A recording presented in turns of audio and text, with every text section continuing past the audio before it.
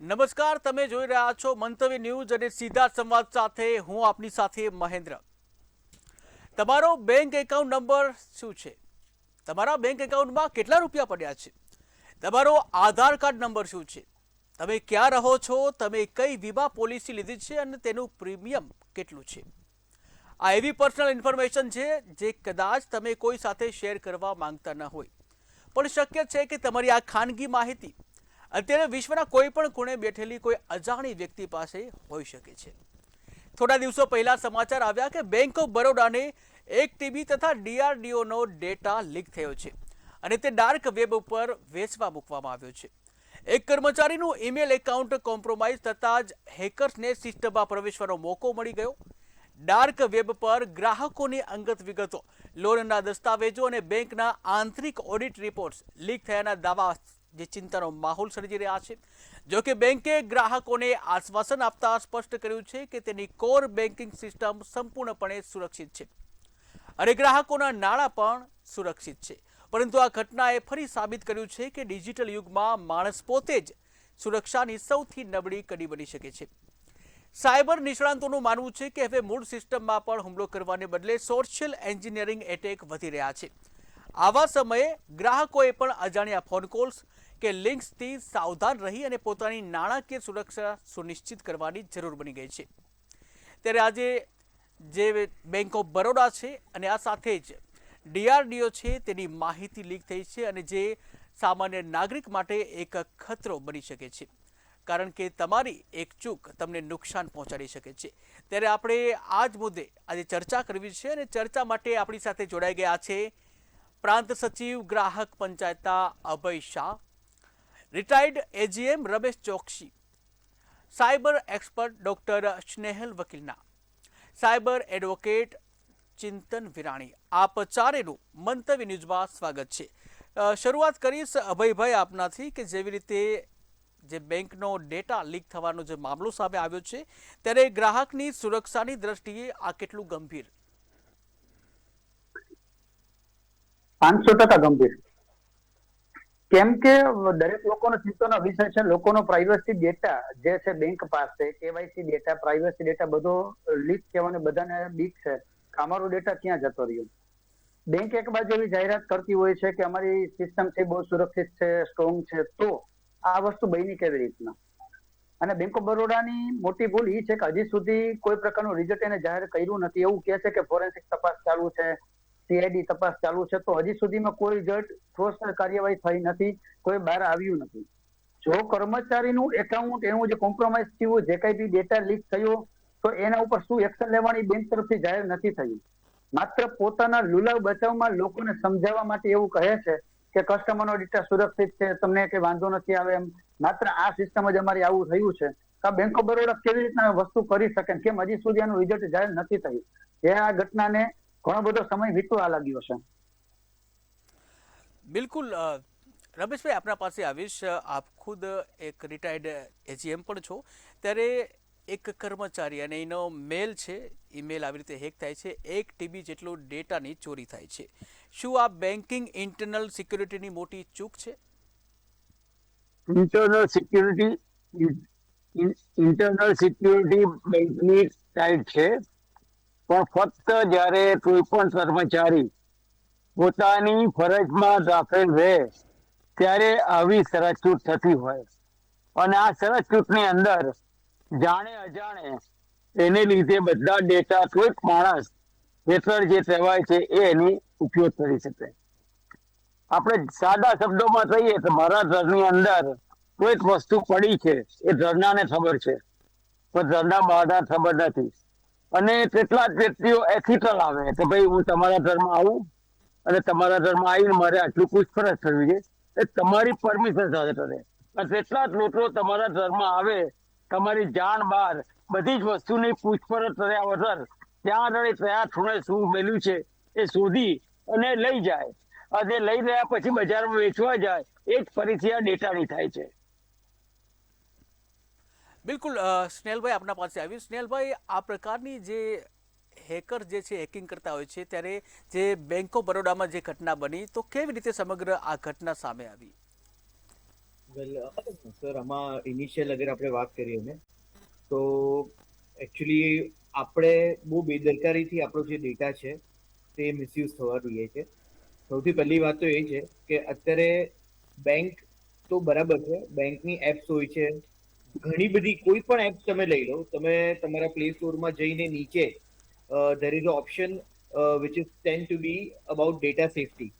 તો એ data safety વાળા ઓપ્શનમાં તમે એક ફેરી જશો અને સી ડિટેલ્સ કરીને એક બીજો ફર્ધર ઓપ્શન હશે, એને તમે જોશો તો તમને ખ્યાલ આવશે કે બેન્કિંગ એપ હોય કે કોઈ પણ બીજી એપ્લિકેશન એ તમારા કેટલા બધા ડેટા લઈ રહી છે. Not only your phone, your SMS કે તમારો કેમેરા કે ગેલેરી, બટ યોર હેલ્થની જે બી આપણે એમ કહી શકીએ છીએ કે રેકોર્ડ્સ છે, એ બધી વસ્તુ પ્લસ યોર પોલિટિકલ ચોઇસીસ, આ બધા ડેટા, અને આપણે એમને એક્સેપ્ટ કરીએ છીએ, એમના જે બી ટર્મ્સ એન્ડ કન્ડિશન છે તે એક્સેપ્ટ કરીને પછી આપણે એપ યુઝ કરીએ છીએ.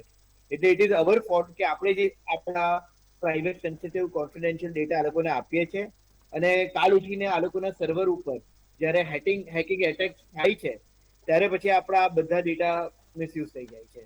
તો આ ફેક્ટ છે જે આપણે અત્યારે ફેસ કરી રહ્યા છે. જી. બિલકુલ, પરંતુ આ પ્રકારની જે ઘટના જે આ બની, તો આ પ્રકારની ઘટના પાછળ કઈ ટેકનોલોજી કે કોઈ ગેંગ સક્રિય હોય છે? ફ્રેન્કલી આમાં ઘણી બધી વસ્તુ છે કે જેમાં બેન્કિંગથી લઈને હરેક સેક્ટરને ધ્યાન રાખવું જોઈએ. એમાં સૌથી ઇમ્પોર્ટન્ટ વસ્તુ છે ધેટ ઇઝ યોર ડેટા લોકલાઇઝેશન. ઘણી બધી ફેરી આપણે ડિપેન્ડન્ટ હોઈએ છીએ ચાઇનીઝ સર્વર ઉપર કે કોઈ અલગ અલગ જગાના સર્વર ઉપર. કદાચ ઇન્ટરનેશનલ બાઉન્ડ્રીઝની પાર જ્યારે આ સર્વર હોય છે ત્યારે ઘણી બધી ફેરી તો એ લોકો સામેથી પૈસા લઈને સર્વરમાં સેવ થયેલા જે આપણા રેકોર્ડ છે, આપણા જે ડેટા છે એ સેલ કરે છે. તમે સીસીટીવીના કેસીસ જોશો તો જે બી લોકો ક્લાઉડમાં પોતાના ડેટા સેવ કરે છે, તો અત્યારે આ બહુ મોટો કૌભાંડ આપણે જોયો હતો, જે રાજકોટ સીસીટીવી કેમેરા તરીકે આપણે જોયો હતો. એવી રીતના બધા સર્વરના ડેટા એ લોકો સામેથી પૈસા આપીને એ શેર કરતા હોય છે. બટ તમને એ વસ્તુ ટ્રેક કરવું સાચે ચેલેન્જિંગ હોય છે કે કોણે કર્યું, કારણ કે હશે કંપની અને કંપનીનો કોઈ એક વ્યક્તિ હશે કે જે બેકડોરથી એ ડેટા સેવ કરશે. તો ડાયરેક્ટલી ઇનડાયરેક્ટલી આપણા જે બી ડેટા છે તે આપણા ઇન્ડિયન બોર્ડરની અંદર જ હોવા જોઈએ, જે આપણું હમણાં digital personal data protection act છે તેમાં એક બહુ મહત્વપૂર્ણ સેક્શન તરીકે એ વસ્તુ આવશે. એટલે ઘણી બધી વસ્તુ છે કે જે આપણે ડિસ્કસ કરી શકીએ છીએ, બટ અત્યારે because it is a debate તો હું વધારે આમાં ડિટેલમાં નહીં જઈશ. જી સર. બિલકુલ ચિંતનભાઈ, આપના પાસે આવીશ. આપ સાયબર એડવોકેટ પણ છો, ત્યારે ખાસ કરીને જે ગ્રાહકોની ગોપનીયતા એટલે કે પ્રાઇવસીની જે વાત કરવામાં આવતી હોય છે, ત્યારે અહીં જે છે આ જે ઘટના બની છે તેમાં ગ્રાહકોની ગોપનીયતાનો ભંગ થયો છે. આવા કિસ્સામાં કાયદાકીય કયા પગલાં લઈ શકાય? આવા કિસ્સાની વાત કરીએ આપણે તો ગ્રાહકોની જે ગોપનીયતા છે, જે માહિતી, સંવેદનશીલ માહિતી, એની જાળવણી કરવી બેંકની જવાબદારી છે. બેંક જો આમાં નિષ્ફળ જાય તો એની તમામ જવાબદારી એના શિરે હોય છે.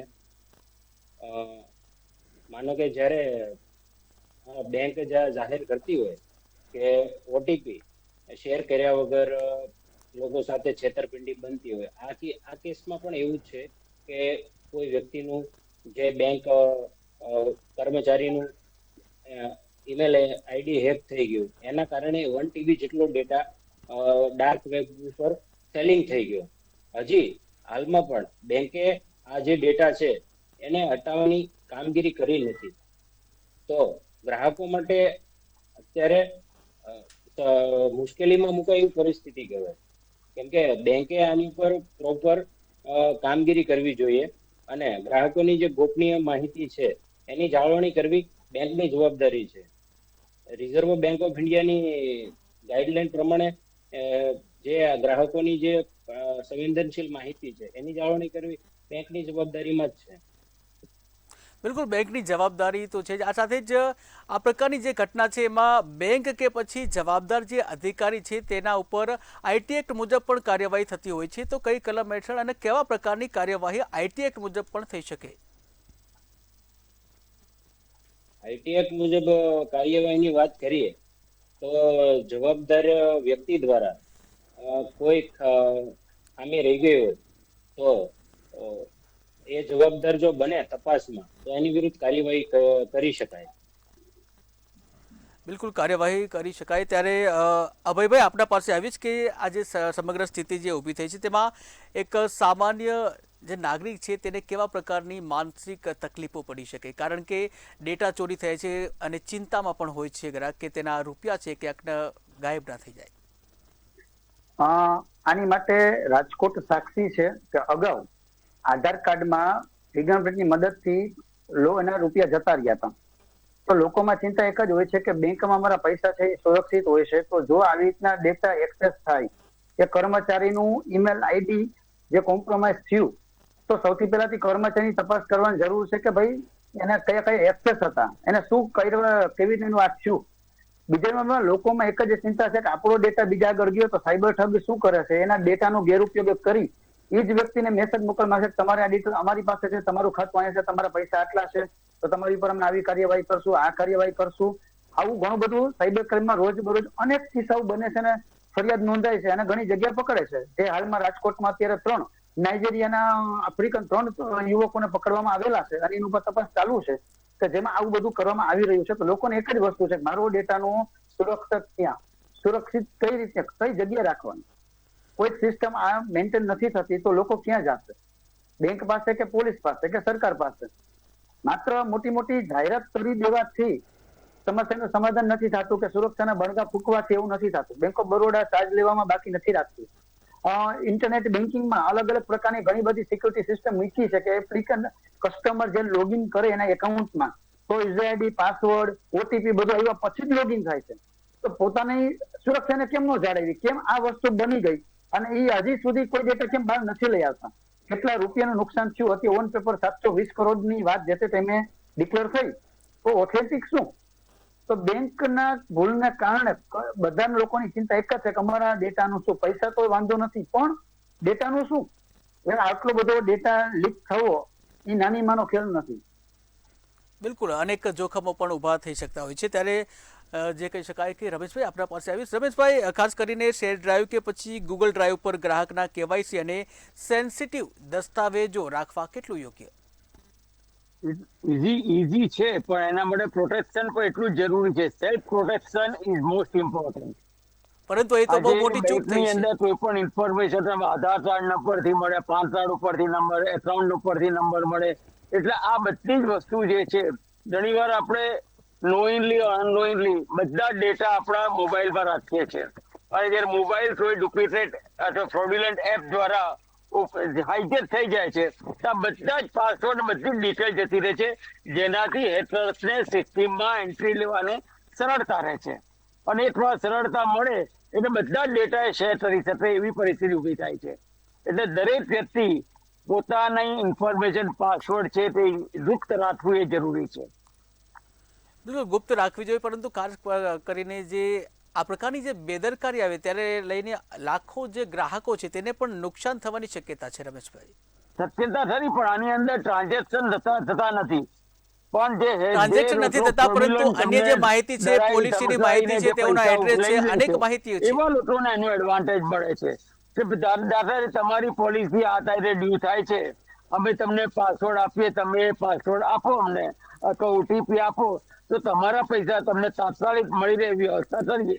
એટલે આ બધી ઇન્ફોર્મેશન જે છે એની અંદર જે લોકો લાલચમાં આવે છે અથવા ગભરાટમાં આવે છે એ લોકોને સૌથી વધારે નુકસાન થાય છે. બિલકુલ. અને રમેશભાઈ, જે ઘટના ઘટી પરંતુ જે ગ્રાહકો છે, ગ્રાહકોએ આવા સમયે કેવા પ્રકારની સાવચેતી રાખવી? પોતાના પાસવર્ડ અચૂક ચેન્જ કરી દેવા જોઈએ જેટલા બને એટલા જલ્દીથી. બિલકુલ પોતાના પાસવર્ડ છે એ શેર ન કરવા જોઈએ. ત્યારે અને આવું જાણમાં આવે તો મારે પાસવર્ડ ચેન્જ કરવા જોઈએ. બિલકુલ પાસવર્ડ પણ સમયાંતરે ચેન્જ કરવા પણ એટલા જ જરૂરી છે. બિલકુલ જી. સ્નેહલભાઈ, આપના પૂછીશ કે ખાસ કરીને આવો મોટો પ્રકારનો ડેટા બેંક ઓફ ઇન્ડિયાનો તો છે જ, સાથે ડીઆરડીનો ડેટા પણ લીક થયો હોવાના જે મીડિયા રિપોર્ટ પ્રમાણે જાણવા મળ્યું છે. ત્યારે આ પ્રકારના જ્યારે ડેટા લીક થાય છે ત્યારે કેવા પ્રકારની સાવચેતી રાખવી જોઈએ કે જેથી આ પ્રકારની ઘટનાઓ ન બને? સર, પહેલા તો હું એ કહીશ કે અત્યારે આપણે કે જે બી તમારા બીઓબી ના જે બી હોલ્ડર્સ છે એ લોકો એટલા ફોર્ચ્યુનેટ છે કે એ લોકોને ખબર પડી કે એમનો ડેટા લીક થયો છે કે હેક થયો છે. કારણ કે ઘણી બધી ફેરી આપણે ખબર તક નથી હોતી અને આપણો ડેટા ઓલરેડી બેકડોરથી લીક થઈ ગયો હોય છે. હવે સેકન્ડ વસ્તુ કે ઇટ ઇઝ વેરી ઇમ્પોર્ટન્ટ, હમણાં તમે ગૂગલ ડ્રાઈવની વાત કરી હતી. જી ગૂગલ ડ્રાઈવ, જીમેલ, આમાં જે બી તમારી ઇન્ફોર્મેશન, તમારો જે બી ડેટા સેવ થાય છે ધેટ ઇઝ ઇન ક્લાઉડ.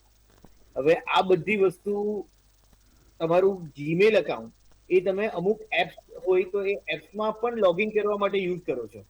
કોઈ ગેમ્સ હોય, કોઈ કઈ બી એન નંબર ઓફ વસ્તુ છે કે જેમાં લોગિન કરવા માટે તમને તમારો જીમેલ અકાઉન્ટની પરમિશન આપવી પડે છે ને તમે એટલે એ બધો એક્સેસ તમે થર્ડ પર્સનને આપો છો, ડેવલપર્સને. હવે એ લોકોનો ડેટા કાલ ઉઠીને ક્યારે બી કાં તો એ લોકોએ સામેથી વેચો કે કાં તો એની ઉપર કોઈક અટેક થયો તો આ બધી તમારી પ્રાઇવેટ, સેન્સિટિવ, કોન્ફિડેન્શિયલ ઇન્ફોર્મેશન બહુ ઇઝીલી મિસયુઝ થઈ જશે.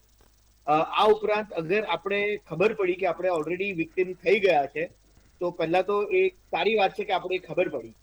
સો ઇટ ઇઝ વેરી ઇમ્પોર્ટન્ટ કે there are an number of things. એમાં સૌથી પહેલી વસ્તુ એ છે કે મલ્ટી ફેક્ટર ઓથેન્ટિકેશન.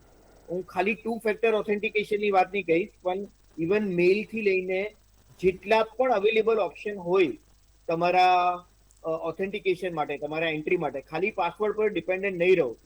ક્યારે બી કોઈ વ્યક્તિ જે તમને હેક કરવા માટે કોઈ બી પ્રયાસ કરતો હોય છે એને ક્યારે બી તમારી પાસે પાસવર્ડ નથી માંગ્યો, એ તો એની પાસે છે જ.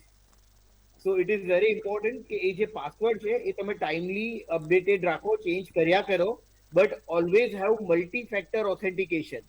ખાલી નોટ ટુ સ્ટેપ વેરિફિકેશન પર ડિપેન્ડન્ટ રહો, મલ્ટી સ્ટેપ વેરિફિકેશનમાં તમે પોતાની જાતને બિલકુલથી ઇન્વોલ્વ રાખો હરેક અકાઉન્ટ માટે.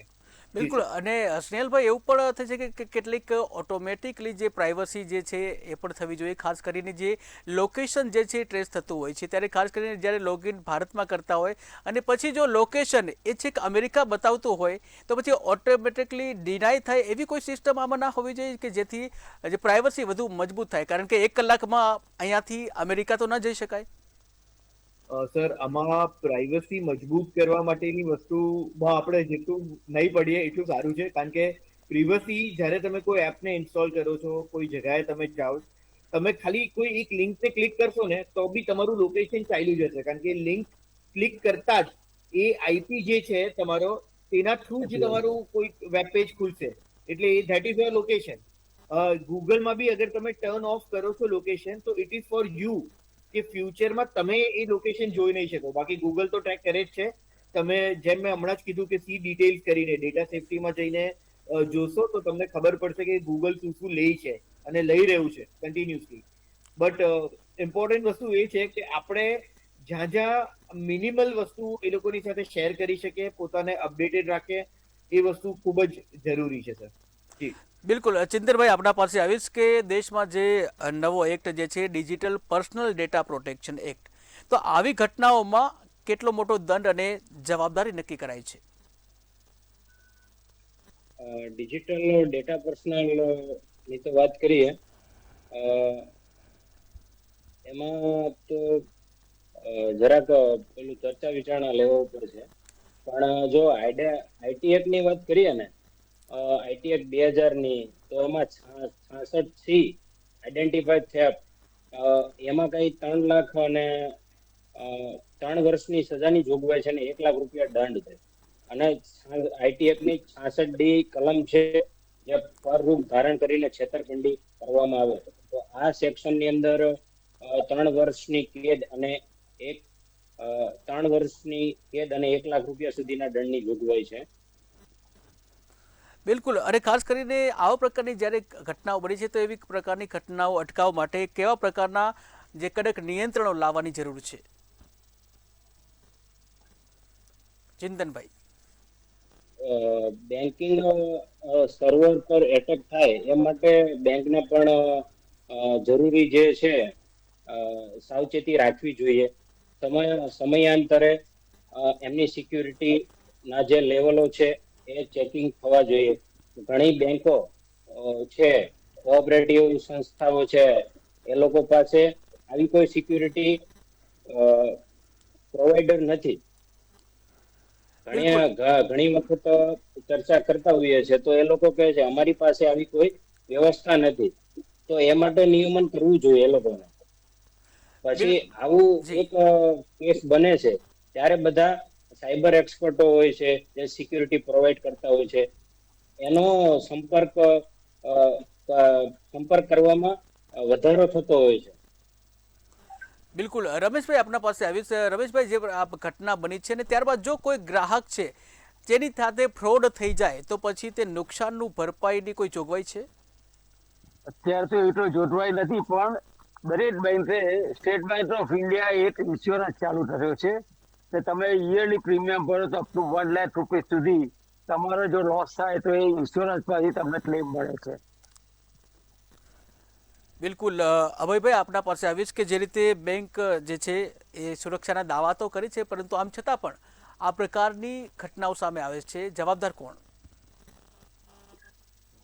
જવાબદાર જો અત્યારે જે ટોપિક છે તેમાં બેંક ઓફ બરોડા ખુદ જવાબદાર, પણ ડેટા લીક થવો અને કસ્ટમર જો આપે છે તો બે જવાબદાર. કેવી રીતના? અત્યારે જે ઈમેલ આઈડી કોમ્પ્રોમાઇઝ થયું એ જે એમ્પ્લોય નું થયું છે તેનું એક્સેસ કેટલું હતું એ બેંક ઓફ બરોડા ને એકને જ ખબર છે, બીજાને કોઈને ખબર નથી. એની માહિતી એ લોકો બહાર આવવા દીધી જ નથી. માત્ર પબ્લિકનો હોબાળો ન મચે એના માટે થઈને બેંક ઓફ બરોડા એવું કહે છે કે અમારી આટલી સિસ્ટમ સુરક્ષિત છે ને આટલીમાં જ વાંધો આવ્યો છે. હોશિયાર છે બેંક ઓફ બરોડા. પણ કસ્ટમરની જયારે વાત આવે છે તો કસ્ટમર પોતે જ સાયબર ક્રાઇમ નો ભોગ બને છે. હું અખિલ ભારતીય ગ્રાહક પંચાયત માંથી છું, મારી પાસે સાયબર ક્રાઇમના રોજબરોજના 2 થી 3 કેસ આવે છે. અને જયારે જોઈએ ત્યારે ખબર પડે કે વ્યક્તિ સામે ચાલીને પોતાની વરમાળા ગળામાં પહેરે છે અને સાયબર ક્રાઇમ નો ભોગ બને અલગ અલગ રીતે. બેન્કિંગ માંથી ફોન આવે છે કે તમારો આ એકાઉન્ટમાં આટલા બેલેન્સ છે, આમ છે તેમ છે, એની વિશ્વાસ આવી અને ડિટેલ આપે છે અને પછી બેંક એવું કે અમે ફોન એવો નથી કરાયો. સીધું ઉદાહરણ 2 જ મિનિટમાં આપી દો પછી મારી વાત પૂરી કરું. SBI માં રાજકોટનો કસ્ટમર પોતાનું ક્રેડિટ કાર્ડ બંધ કરાવવા જાય છે 12 વાગે, 3 વાગે વેરિફિકેશનનો કોલ આવે છે, વ્યક્તિ ફોન મૂકી દે છે ને એના ખાતામાંથી 99,000 રૂપિયા ઉપડી જાય છે. સાહેબ, સૌ મોટો ગંભીર પ્રશ્ન છે. સાયબર ક્રાઇમ આરોપી સુધી પહોંચ્યા, આરોપી પકડ્યો નહીં. આરોપી ને શોધીને આપ્યો કે આરોપી નો આઈ કાર્ડ, એનું ઘરનો ફોટો બધું જ આપ્યું છતાં આરોપી ન પકડાણો. તો પ્રશ્ન એ છે કે કદાચ હું ઓનલાઈન ક્રેડિટ કાર્ડ ખાલી સર્ચ કરું છું તો મને 10 બીજા દિવસે બેંકોના ફોન શરૂ થઈ જાય કે તમારી અમે બિહારમાંથી વાત કરી છે, તમે ક્રેડિટ કાર્ડની ઇન્કવાયરી કરી, બોલો શું જોઈએ છે શું જોઈએ છે. મેં એજન્સીને પૂછ્યું હતું કે તમે બિહારમાંથી બોલો છો, તમારી એજન્સીનું નામ આપો. તો તેને ના પાડી, હું કોઈ પ્રકારની અમારી ડિટેલ જાહેર નહીં કરું, અમે માત્ર ICICI લોમ્બાર્ડના બિહારમાંથી વાત કરીએ છીએ. તો સાહેબ, બેન્કિંગ સિસ્ટમ સુરક્ષિત નથી. બેન્કિંગ ખુદ અમારો ગ્રાહકનો ડેટા ડિક્લેર કરે છે. હું ક્રેડિટ કાર્ડની ઇન્કવાયરી કરીશ, બીજા દિવસે મને ક્રેડિટ કાર્ડની એજન્સી અલગ અલગ માંથી ફોન આવશે કે તમે આ બેંકમાંથી વાત કરું છું અને અમારા તમારે ક્રેડિટ કાર્ડ જોઈએ છે. તો હું કરું છું ઓફિશિયલી વેબસાઇટમાં ઇન્કવાયરી અને ફોન આવે છે થર્ડ પાર્ટી એજન્સીમાંથી. મતલબ કે કોઈ પણ બેંક, આપણી ભારત દેશની દરેક બેંકમાં આ તકલીફ છે કે ગ્રાહકનો ડેટા એટલી વારમાં કેવી રીતના ત્યાં પહોંચ્યો. બિલકુલ બિલકુલ. તો સમયનો અભાવ છે. અભયભાઈ, રમેશભાઈ, સ્નેહલભાઈ, ચિંતનભાઈ, આપ ચારે અમારી સાથે જોડાયા, આપ ચારેનો આભાર. તો દર્શક મિત્રો, આ સમગ્ર ઘટના દર્શાવે છે કે સાયબર હુમલાખોરો હવે સીધા સર્વર પર હુમલો કરવાને બદલે નાની નાની ભૂલો કે માનવ સહજ અજ્ઞાનતાનો ફાયદો ઉઠાવી રહ્યા છે. ભલે બેંકે કોર સિસ્ટમ સુરક્ષિત હોવાનો દાવો કર્યો, પરંતુ ગ્રાહકો માટે હવે જાગૃત થવાનો સમય આવી ગયો છે. આપણી એક નાની અસાવધાની મોટી આર્થિક પાયમાલી નોંધી શકે છે અને તેથી જ બેન્કિંગ વિગતોની ગુપ્તતા જાળવવી અને સાયબર સુરક્ષાના નિયમોનો અક્ષરશઃ પાલન કરવું એ જ આપણી સૌથી મોટી સુરક્ષા છે. સીધા સંવાદમાં આજ બસ આટલું જ. વધુ નવા ટોપિક સાથે ફરી મળીશું. મને રજા આપશો. નમસ્કાર.